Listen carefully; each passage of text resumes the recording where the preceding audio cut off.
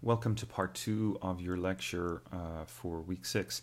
This is just a little bit of background or information on the David Graeber reading, which I wanted to leave for a separate section because there's just, reading your journals and things, I felt that I needed to sort of step in and maybe offer some clarificatory points.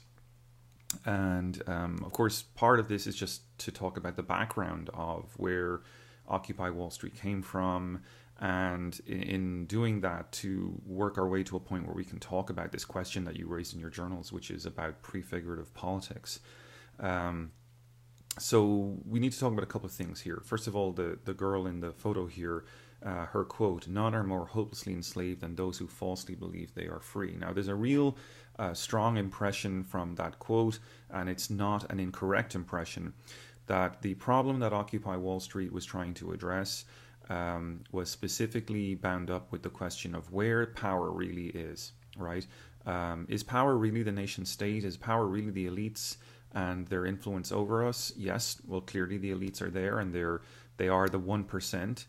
They are not the 99% that make a lot less money than them. These are people that earn over $100,000 a year. And they have power, they have political agency that the rest of us just don't have. So you might think that the power lies there, but actually that's not the message. The message in the quote here is that the real power lies with the people. And what Occupy Wall Street wanted to do through its method of prefigurative politics, and I'll define that for you in a moment, what they wanted to do was reach out, sort of not up to power, but because power really isn't up there, vertically integrated, but power is horizontal. So they wanted to transform if you will, the hearts and minds of their fellow citizens by embodying the spirit of anarchism and embodying the spirit of horizontal democracy. So we can call this a type of horizontal politics then, as opposed to a vertical politics. It's supposed to be leaderless, where the world of capitalism and capitalist democracy is very vertically integrated. We have representative democracy in capitalist democracy, where we vote for a representative and the representative goes on to represent us in a parliament or in the House of Congress or something like that.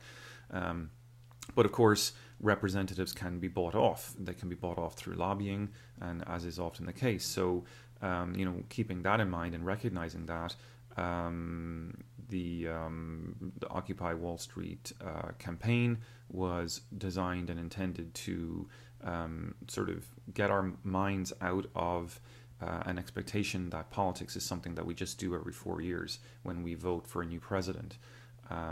You watched the Donald Trump and Hillary Clinton debate last night, for what it's worth, and you see many people in the reactions this morning around the world kind of just talking about how out of touch they both seem. Donald Trump, of course, particularly given his type of language, seems in a way kind of inexperienced, and maybe a bit of a buffoon. Also, though, I think Hillary Clinton seems very much an establishment figure in the eyes of many, and so what Occupy Wall Street would be saying is, like, do not look for solutions from these people, right? They are both incredibly wealthy, they are both part of the elite establishment, and they are not going to help you. So in a sense then, Occupy would hold that sign up that none are more hopelessly enslaved than those who falsely believe they are free, a quote by the famous philosopher Goethe, and would argue that that to participate in these elections is effectively a kind of a hopeless enslavement, right? It's a false optimism, and that true freedom begins with the intellectual move of maybe separating yourself from representative politics and representative democracy, and starting to take matters into your own hands. So in that sense then, Occupy Wall Street was kind of clever. It went to Wall Street, specifically Zuccotti Park, and set up a camp there right in the heart of the belly of the beast, so to speak, Wall Street, where the 1% hang out and make their money, and claimed right in their faces, use this brand, very effective branding, used the tools of democratic capitalism against itself, if you will, by saying we are the 99%, and used it as a hashtag. So all this, of course, came out of the 2008 terrible financial crisis, and it put it's clear that the crisis put government under tremendous strain because it had to hold the banking system together. The banking system had fallen apart. If you've watched the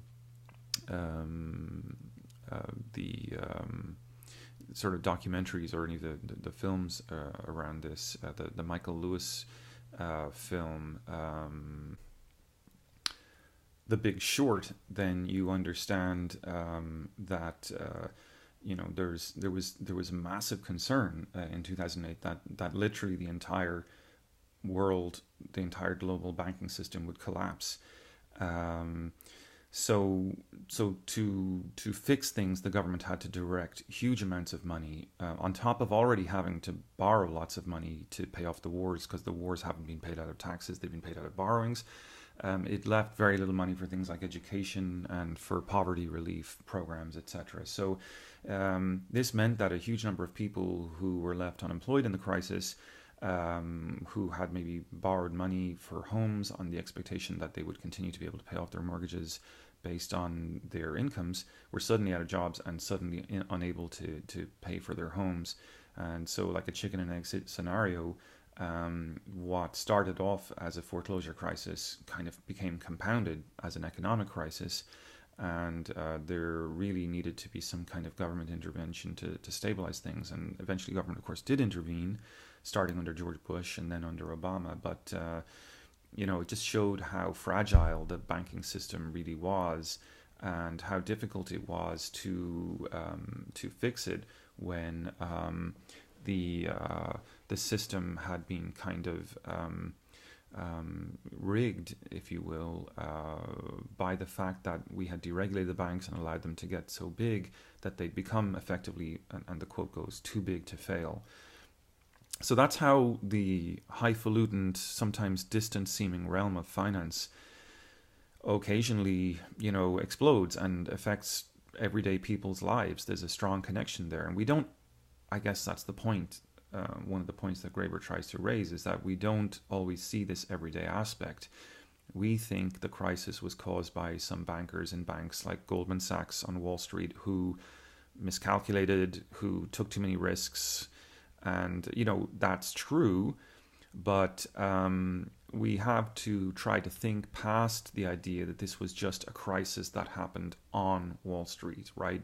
Because, in fact, I think what Graeber is trying to argue is that there was a political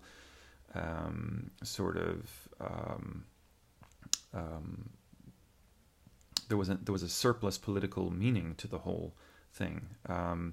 The crisis did involve a lot of banks, and it did involve a lot of financial institutions, but what we mean by sort of a political excess is that there's a political aspect to it that cannot be fully described if we consider it only as a technical crisis, because technical crises generally don't provoke great numbers of protests from people who feel that their everyday lives have been hit by it. So in this sense then,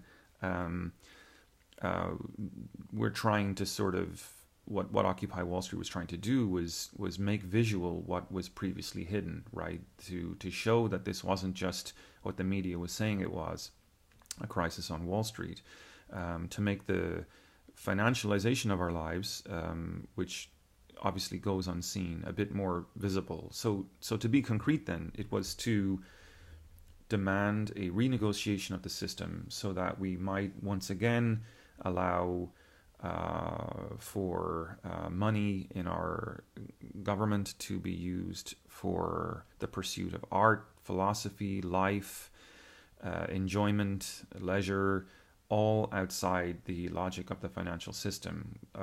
If everything our government does is at the barrel of a gun by the financial system, then there's no money left for any other types of activities.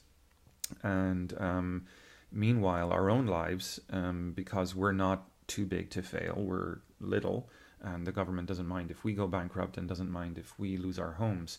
And that life is sort of condemned to sort of perpetually carry the burden of debt, and a burden that forces us to become very stressed and deliberative about the decisions we make. We become very focused on becoming participants in the economic system, as opposed to human beings that might have more to offer society in other ways. So it's hard to be a mother of your children, to be, as they say, a stay-at-home mom in a system that has become completely financialized, and where government is diverting all its surplus resources to fixing the banks, that your life at home, to raise those newborn children, you can't even afford maternity leave. In that sense, then it's just a question of where our priorities are. So all of this, then, to speak to this idea that to understand the 99% and what the concept of the 99% refers to, you kind of have to understand what the missing 1% is sort of getting at.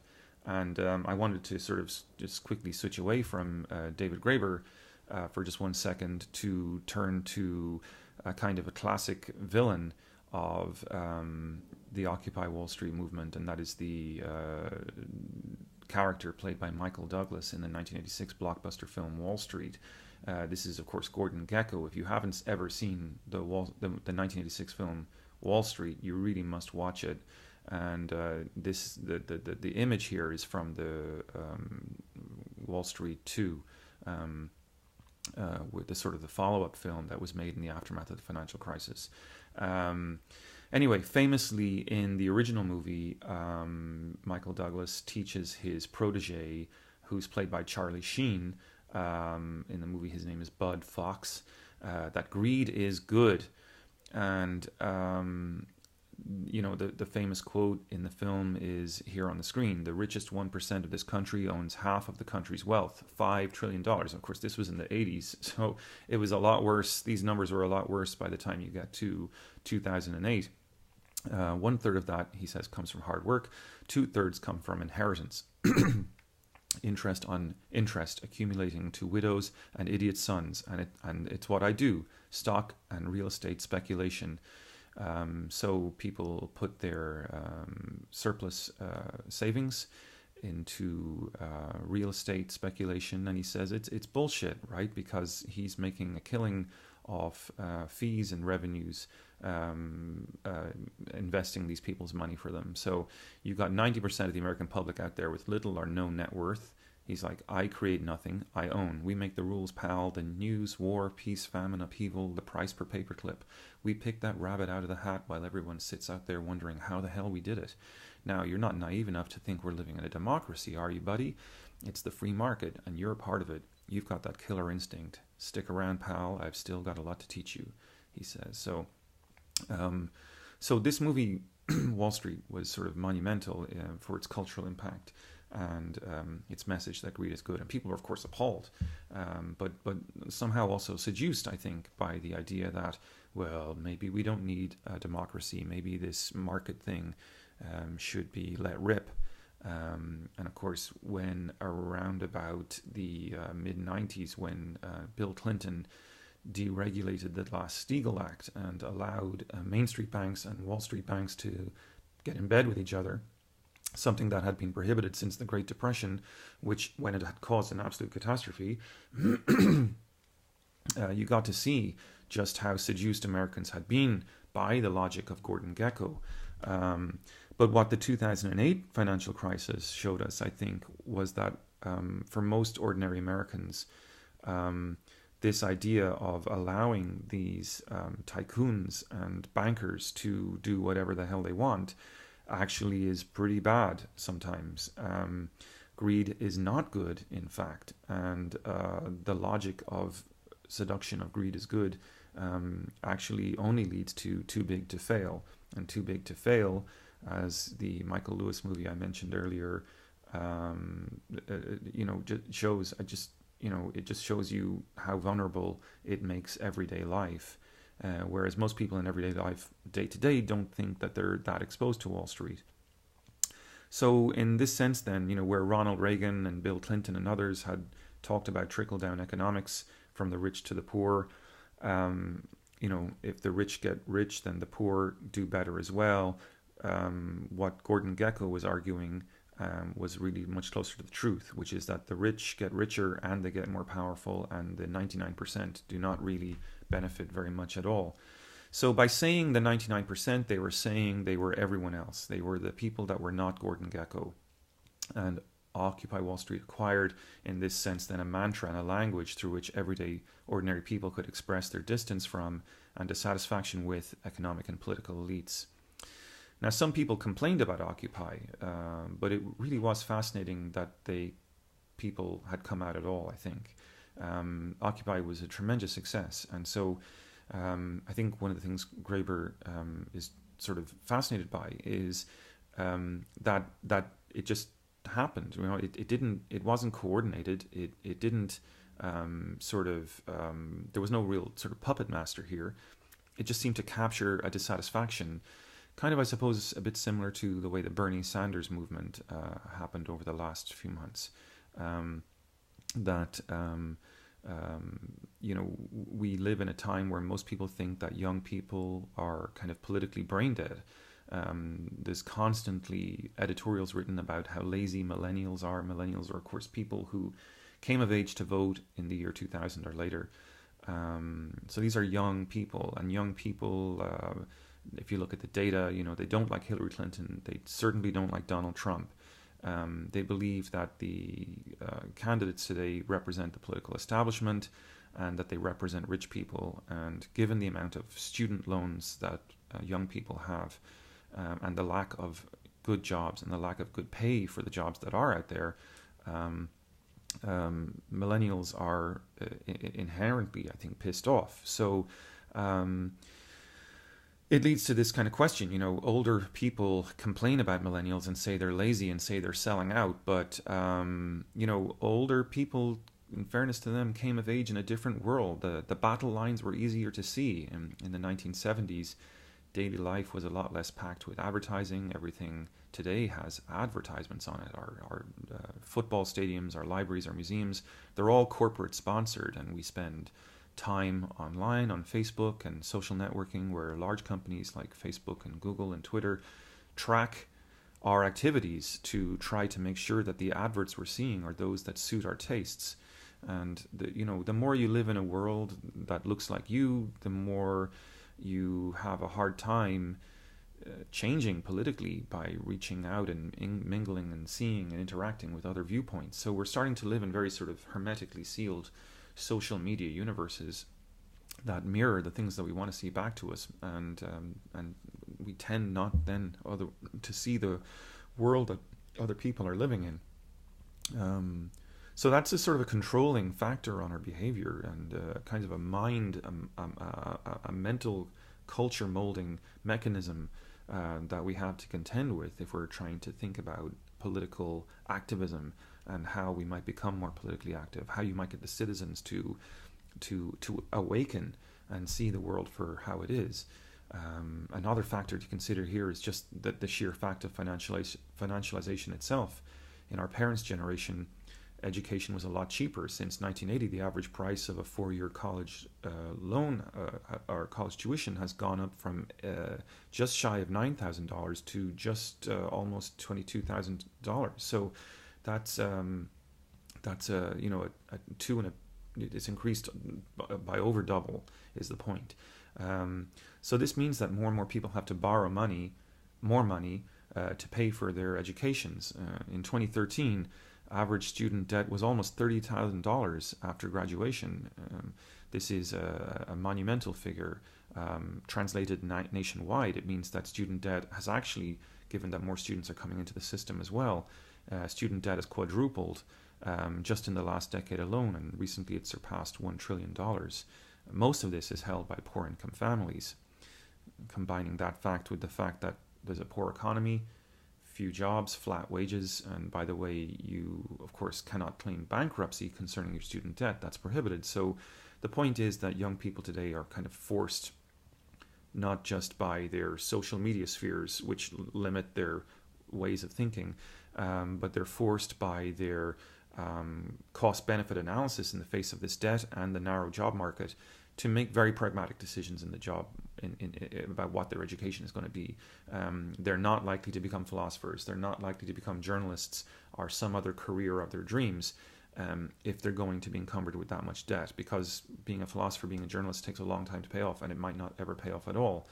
So really there's a lot of constraints then on what students can think, what they can allow themselves to think. And of course Gordon Gekko is kind of there at the top of it all as a figure, shadowy figure, looming kind of like a cartoon villain over it all. So what does all this have to do with David Graeber? Well, the ideas that were celebrated by Occupy Wall Street, that different kinds of politically and economically disaffected peoples, marginalized peoples, the so-called 99%, could unite and create horizontal political and economic systems,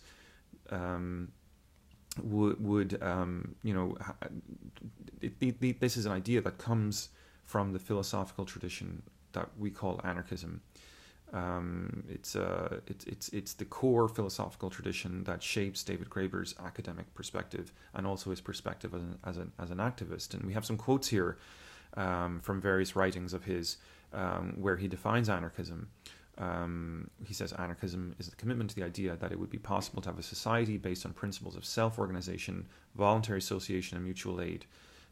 Anarchism is democracy without government, or direct democracy. No representatives here. We are directly representing ourselves. He says anarchism is much more than simply grassroots democracy. It ultimately aims to eliminate all social relations, from wage labor to patriarchy, and that can only be because those can only be maintained by the systematic threat of force. And of course, then finally, a beautiful one: anarchism is acting as if you were already free, and that speaks to, of course, the prefigurative politics question. So we've talked about anarchy a little bit before. Some of the earlier stuff we looked at in this class, Michael Howard, for example, talked at length about anarchy, but he's an international relations theorist, and so when those guys talk about anarchy, they mean it in a kind of a different way. For them, anarchy is a world of nation states in international politics where there's no overarching world government, no international order of last resort. This was the problem Kant was wrestling with, wasn't it? So anarchy has been present in our conversations in this class to date in a very tangible sense. The absence of a world government, the absence of an orderer, an arranger of last resort, an enforcement mechanism of last resort, by definition means that international politics is anarchical. And that is a way of looking at the world that goes back thousands of years. It goes back to the ancient Greeks, people like the historian Thucydides. It goes back to Machiavelli, the political theorist who sort of many people say invented modern politics. It goes back to Thomas Hobbes.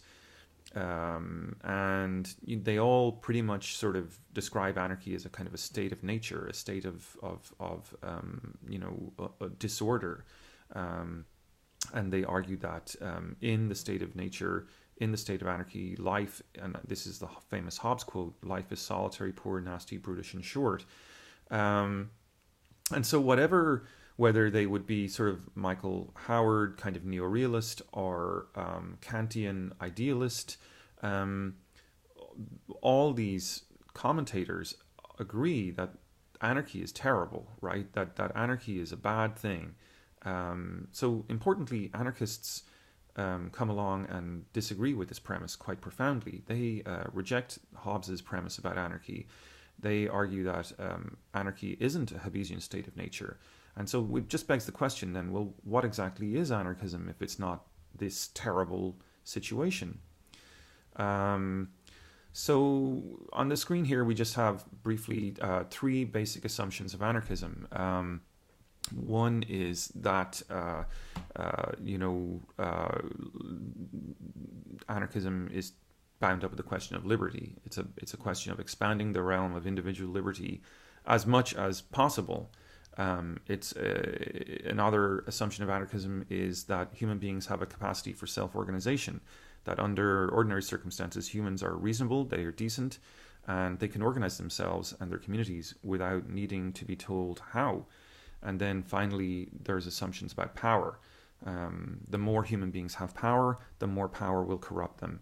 And so in this sense, then, what we have here is kind of a positive argument for anarchy.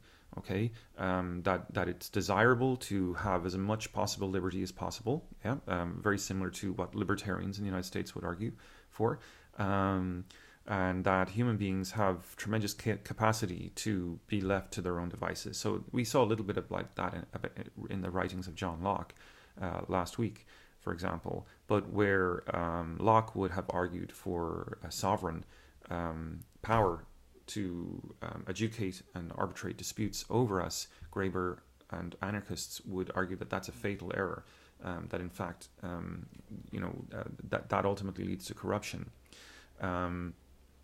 So again, for our liberals, for our realists, anarchy is this liability, whereas for anarchists, it's actually very beneficial. It's possible, if you remove the corruption of power, for human beings to live in a fairly idealistic situation. There's absolute freedom in which individuals can govern themselves consensually and ethically. It's in fact an odd argument, because most of us are used to thinking, well, in I can even see it in your heads right now, even though you're watching this on a recording, you're thinking, that can never work because of human nature, right? And there'll always be someone who'll be lazy, or there'll always be someone who'll be a cheater or a stealer. And what Graeber would respond to that is that, well, those tendencies come from a world wherein there's power and a struggle for power, and I will cheat and steal if there's a way for me to get ahead in the rat race, right? The only reason I would have to sort of show a negative aspect of my human nature is to get ahead of you in the rat race somehow, and in order to try to gain power. But if human beings are living in a situation where there's no property, no need for competition, no need for rivalry, then there's no need for that kind of human nature to come forward. So everyone kind of realizes that they need to do their little bit to contribute, and they get on with it. So so anarchism in this sense is a kind of a libertarianism. It's a type that wants to do away, however, with the state completely, right? Because it believes that humans have this capacity for self-organization, that human beings are ultimately decent people, and they're only ever really corrupted when there's power involved. And the state is the ultimate embodiment of corrupt power. Having your hands on the power of the state absolutely corrupts you, so you must reject it. They argue you must abandon the state. So traditional libertarians like John Locke, and even you think about some of the libertarians in the Republican Party today, they would protest to the state, and they would try to get its democratic representatives to mobilize for things like more security, better military, freer markets. Anarchists don't like that because they think it's empowering the state, empowering the corruption of politicians, and they believe that all human beings can be anarchists, and that their actions can be organized through inclusive and horizontal democratic practices. With the technology we have today, there's no reason this shouldn't be able to happen. So Graeber calls this, in your textbook, in your book that you're reading for this week, the new anarchism. And it's about, and I quote, further applying the idea that most of us are already in our own everyday lives probably anarchists, right? We don't need to feel threatened by some authority in order to treat other human beings with dignity and respect, despite what John Locke says. And you can see this in our everyday actions. If we see two children arguing over their toys, we step in and we tell them to share and be nice. So when we're doing that, we are asking the children to engage in horizontal politics of a sort. We're asking them to become self-organizing, to distribute and share their toys with each other in a respectful manner, and in a manner that produces dignity and respect. So this is kind of like Graeber's kind of argument that there is such a thing as ordinary everyday anarchism, and we can be part of it. And out of that observation, then you have a broader argument that human beings could be uninterpreted as children refusing to share their toys, and all we need to do is realize that we'd all get a turn if we would just share. So anyway, I have a bit more to say on this, but I'm going to save it till I read your journals next week, and we'll have more conversation then. Okay, guys, thanks very much for watching. Take care. Bye-bye.